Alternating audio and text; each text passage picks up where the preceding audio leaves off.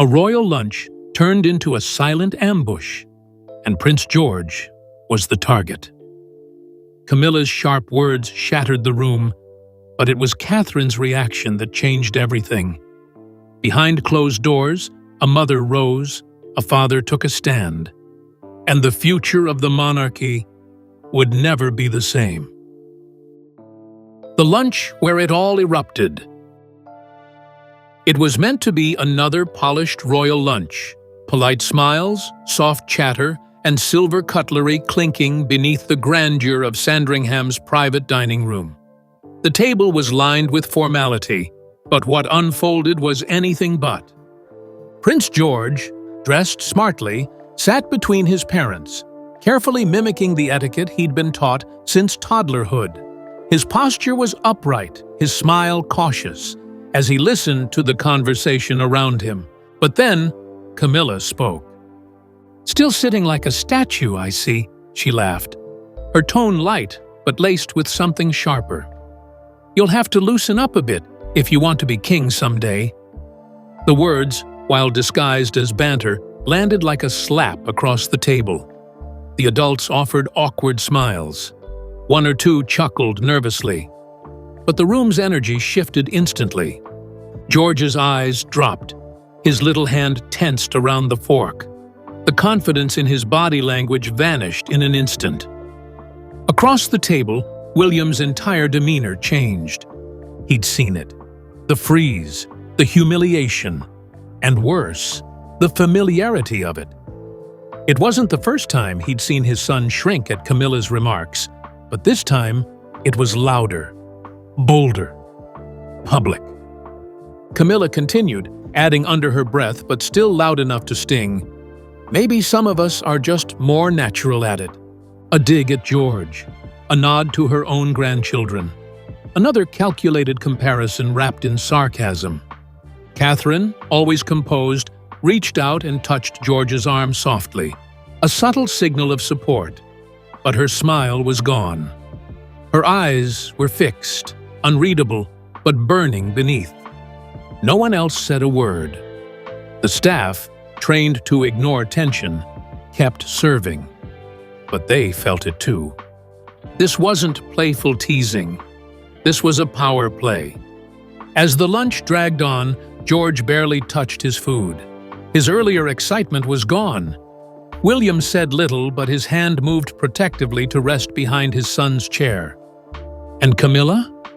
She sipped her wine, smiling as if nothing had happened. But something had. In that instant, the lunch turned from a family gathering into a battlefield, and it was clear who had just been targeted. What Camilla didn't realize, or maybe underestimated, was that this time, someone was watching closely, and someone wasn't going to let it slide. Camilla's pattern of undermining. Back at Kensington Palace, the atmosphere was different. William was quiet. Catherine too. But beneath the silence was something louder. Rising fury. This wasn't an isolated moment. It was a pattern. Camilla had always carried herself with a certain sharpness behind the smile. But it had never been so clear before. Especially when it came to the Wales children. She rarely criticized directly. That wasn't her style. Instead, it was always laced in sarcasm, wrapped in a joke, coated in plausible deniability. But the message was clear. George wasn't there yet. Charlotte was too opinionated. Louis was a handful. And worst of all, she said it often enough that it no longer felt casual. Insiders recalled how she'd once compared her granddaughter's public speaking to George's shy demeanor, adding with a smirk, "Some children just shine earlier, I suppose." Another time, during a photo op, she made a joke about Charlotte's posture and asked an aide, "Does Kate not let them run around enough?" Every time it was dressed as humor, but every time Catherine noticed. She stayed silent until now. Because now, it wasn't just whispers. It was done in front of staff, in front of family, and worst of all, in front of George. And that crossed the line. William had tried to brush off earlier moments. He'd chalked it up to generational difference, or awkward attempts at bonding. But after seeing George visibly shrink during that lunch, he could no longer deny it. When he brought it up gently to Catherine that evening, her reaction was immediate. "This isn't the first time," she said quietly. And then it all came out. The comments, the glances, the comparisons she had clocked over the years. How Camilla had quietly undermined her as a mother in front of staff. How she'd framed her own grandchildren as the stronger ones, as if royal worth could be inherited only through one side. Catherine had let it go for years. But now it was clear George was feeling it. And that changed everything. Because it wasn't about ego anymore. It was about a little boy's confidence. A future king who was already learning to question himself, not from the press, not from the public, but from someone inside the palace walls. That night, William made a promise. Quiet, firm, and absolute. This would stop. Because what had once been brushed off as personality differences had revealed itself as something darker. A repeated pattern. A strategic game. A threat to their family's unity. And it would not be ignored again. William gets the full story. After the lunch, the ride home was nearly silent. William kept glancing at George in the rearview mirror, watching him stare out the window, unusually quiet. Not his usual curious self, not his usual cheerful chatter. Back at the palace, George excused himself and went to his room. No fuss, no complaints, just a quiet exit. William waited a moment, then followed. He found George sitting on his bed, still in his lunch clothes, fiddling with the sleeve of his jacket. No toys out, no books open. He sat beside him and gently asked, "Did something bother you today?" George hesitated. Then, in the softest voice, he said, "She does that a lot." William froze. "Who?" George didn't look up. "Grandma Camilla. She always says stuff like that. About me. About being king, like I'm not ready, like I'm not good at it." Those words cut through William like ice.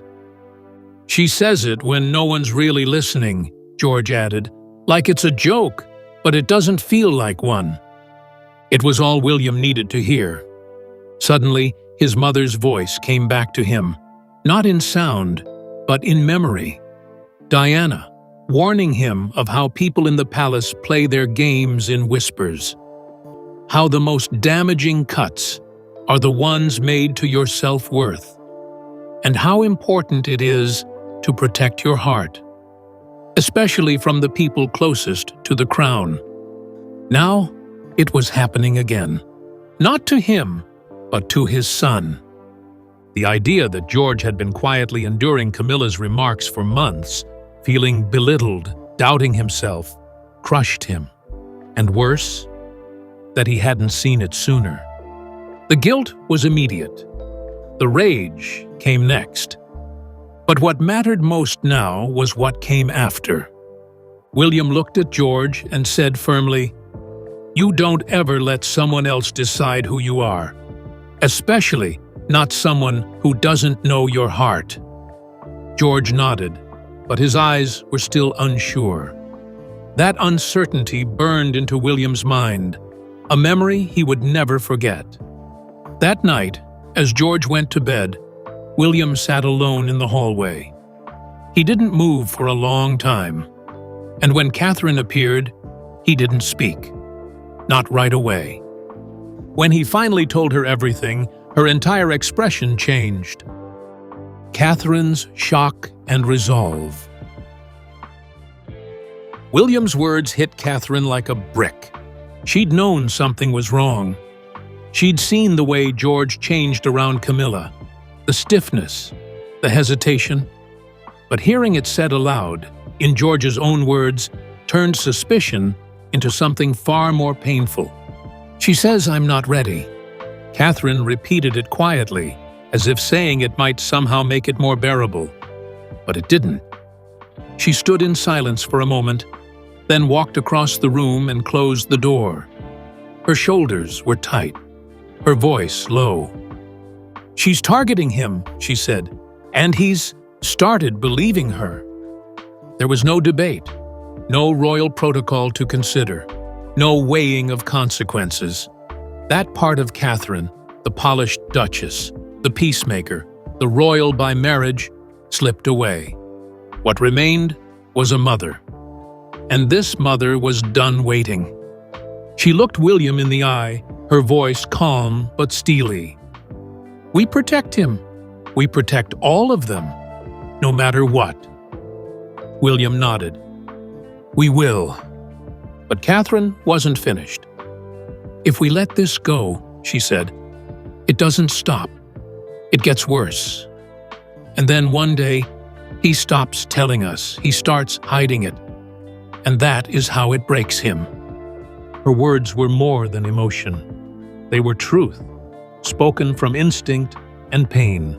She thought of Princess Diana, the woman whose battles against palace cruelty had never been forgotten. Catherine had admired her, studied her, and now, in a way, she was reliving a piece of her legacy. But unlike Diana, Catherine had something different, a partner who stood with her, and children who still had time to be protected. There would be no press leaks, no drama, no open war, just a clear, private decision. This ends here. That night, the couple sat down together and mapped out what would come next. No more access without boundaries. No more playful teasing passed off as royal banter. No more tolerance for comments that cut.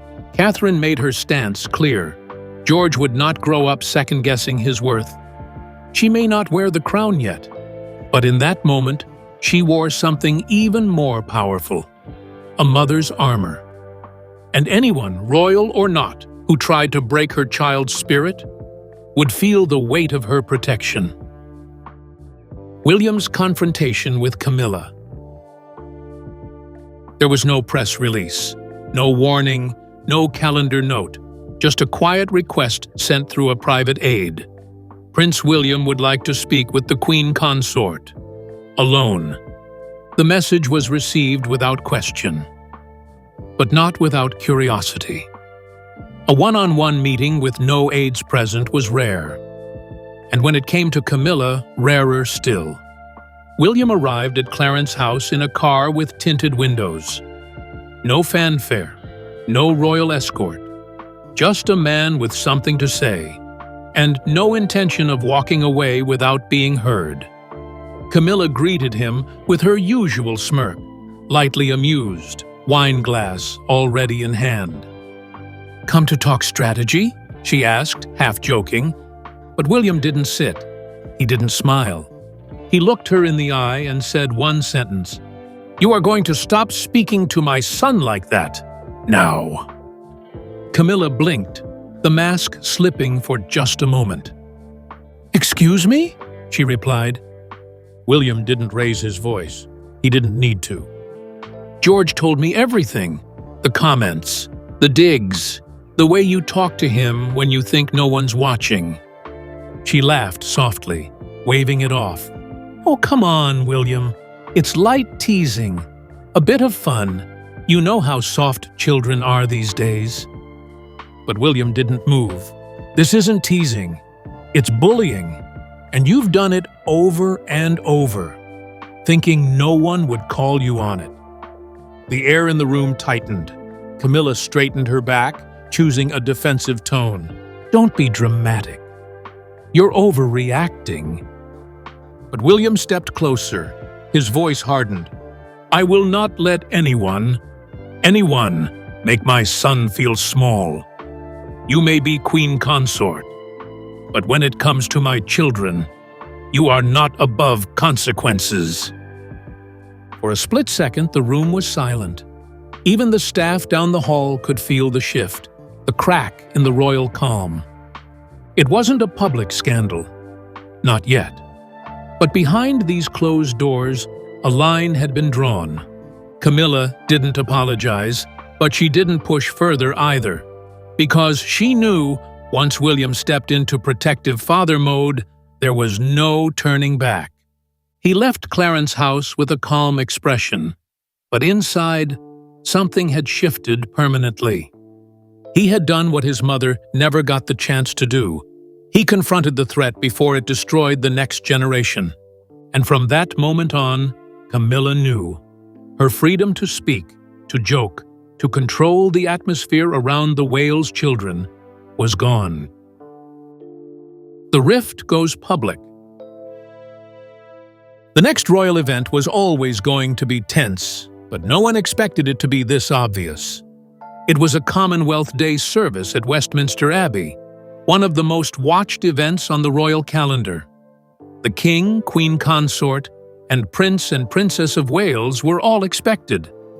The cameras were already lined up. Crowds waited along the gates. Flash bulbs exploded as the cars began to arrive. William and Catherine stepped out first, dressed impeccably, but their faces carried something cooler. Not icy, but undeniably firm. George and Charlotte walked beside them, hands held tight. Then came Camilla. She smiled brightly, waving as she exited her car. But when she reached the entrance and spotted William, his eyes didn't meet hers. Catherine glanced past her without reaction. The media caught it instantly. For the first time, the carefully managed choreography of the royal family had cracked. There were no greetings, no polite kisses on the cheek, no small talk at the doors. Photos told the story before words did.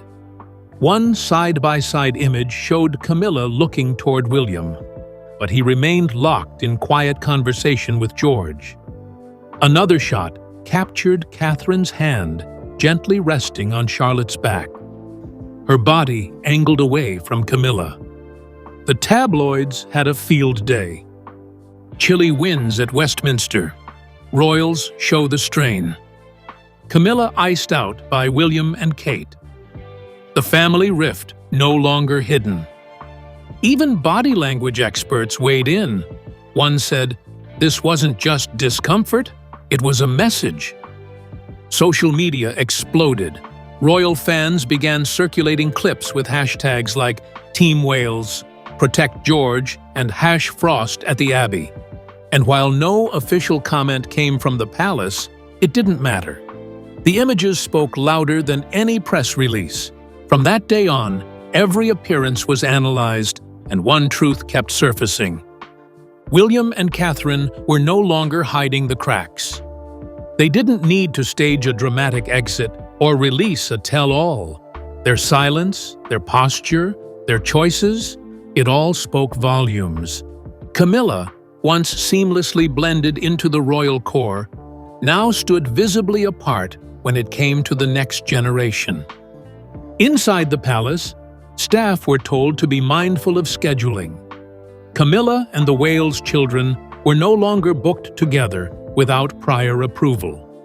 George and Charlotte's public appearances were managed directly by William and Catherine's team. And perhaps the most telling change? At the reception following the event, Camilla was seated across the room from the Wales family. And while everyone kept smiling for the cameras, not a single word passed between them. The leak that ignited the press. It started with a whisper, the kind that only a handful of royal reporters ever get. A quiet confirmation from someone inside the palace. The rumors were true. Camilla's comments about George had crossed a line. At first, it trickled out through anonymous sources. Then came more confirmation, more details, and then the full media storm. One headline read, "William furious over Camilla's remarks to young George." Another said bluntly, "Queen Consort accused of undermining future king." And this time, there was no polite denial. The palace released a generic statement, one that only fueled the fire. The royal family remains united in its commitment to duty and the future of the crown. No mention of George. No mention of Camilla. No denial. No apology. No clarity. That silence spoke volumes. Across television panels and online platforms, the speculation turned into certainty. Commentators began asking the real question: what exactly did Camilla say to Prince George? And for how long had it been going on? Public reaction was swift and one-sided. Polls showed overwhelming support for William and Catherine. More than 80% of respondents believed the Prince and Princess of Wales were right to confront the issue. The remaining 20% wanted more transparency, but no one, not even the staunchest royal loyalists, defended Camilla. Online, things moved even faster. The hashtag #protect. George hit #1 by mid-morning. Soon after came #Stand with Wales, #Camilla crossed the line, and #Mother like Diana. People shared images of Catherine shielding George, of William walking ahead with his son, of that now famous moment where Camilla stood alone at the Abbey steps. One viral post read, "First they mocked Diana, now they come for her grandson, not on Catherine's watch."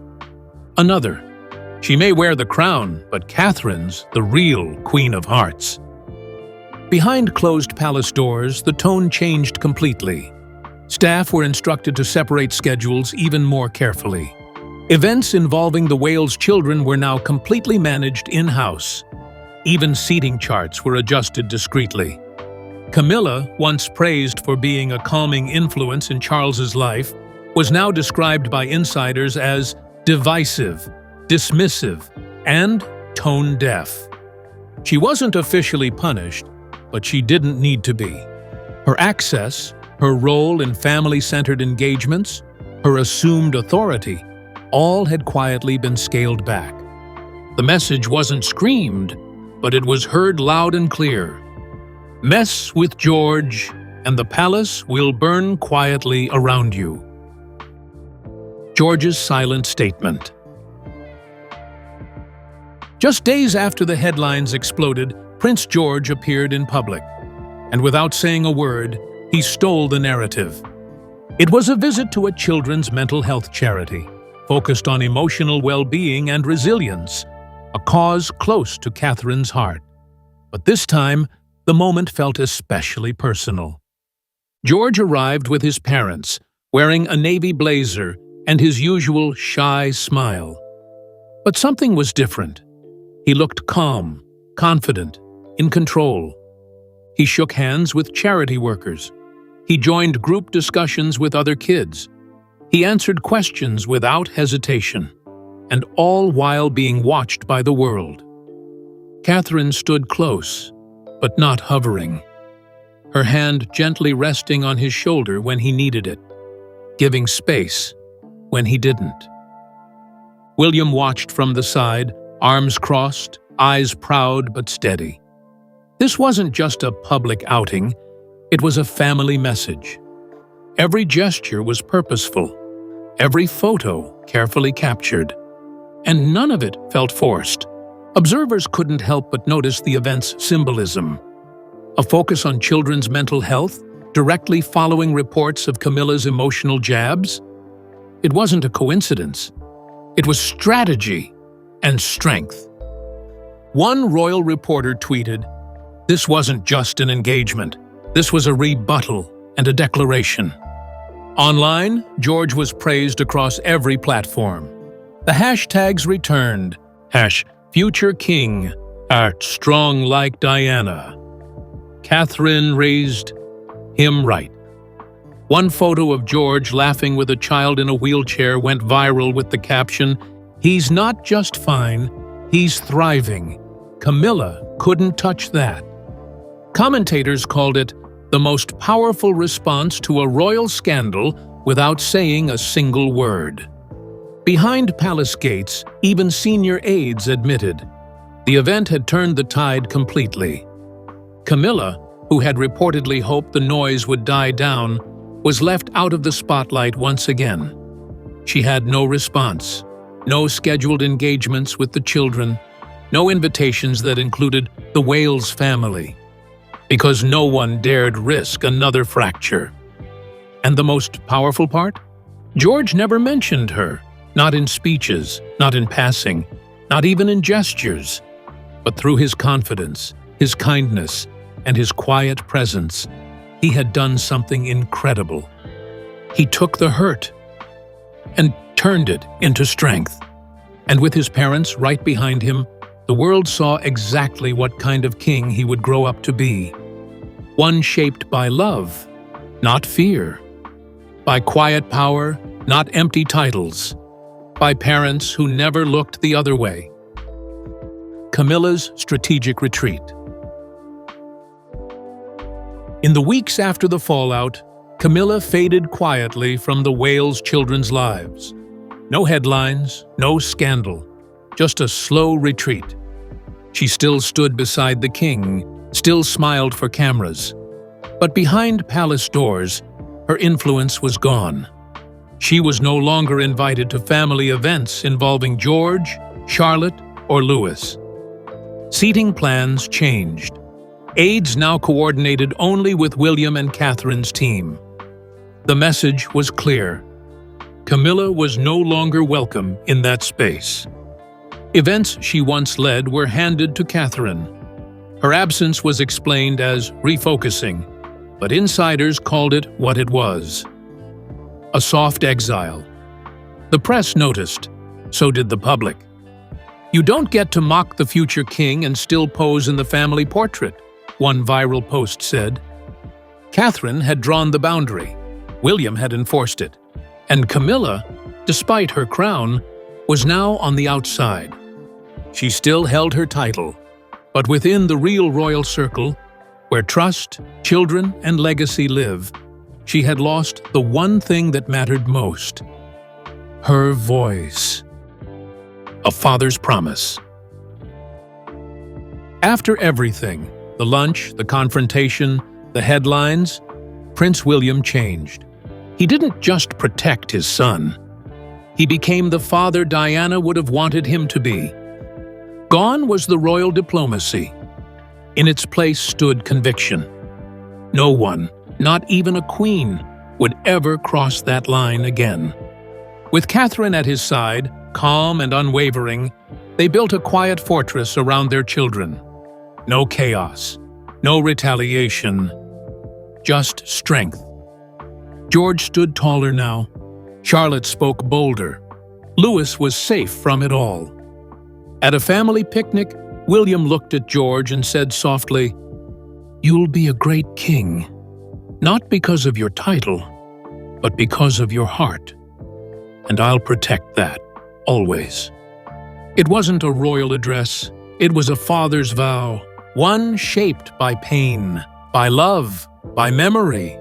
He was no longer just the heir to the throne. He was a man who had lived through the cost of silence and promised never to let history repeat itself. The storm had passed, but what remained was unshakable. A boy who felt safe, a mother who stood firm, and a father who finally drew the line. Forever. Catherine's tears weren't weakness. They were the breaking point. She saw the trap, protected her son, and forced the palace to draw a line. George walks taller now. The silence is broken. And behind the crown stands a mother who won't flinch. Not for tradition, not for titles, not ever.